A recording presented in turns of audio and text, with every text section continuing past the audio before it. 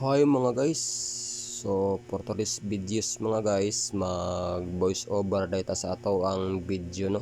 So kinaday nga video ato paning Sabado, so karon pa lang nato malihok pag voice over mga guys kay busy man tagay ng adlaw. So karon pa nato na ma voice over unya kinaday sa mga guys, acrylic glitter din mga guys kining gitrabaho sa to ang kauban karon.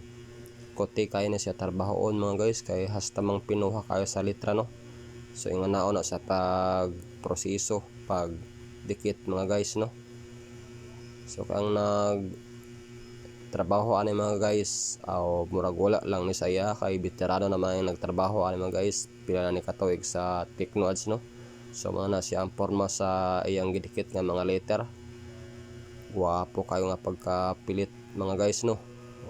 Veterano ang nagtrabaho na mga guys o napani orange sa pod ang color sa iyang gipilitan sa mga letra. Araw ang porma ning gidikitan mga guys o back to back dahil na siya mga guys. Unya kung masayop dito din siya dalahon sa Agria Farm sa Panabo, Davao del Norte mga guys no. O dilantaw mo na itong video. Salamat sa paglantaw. Bye.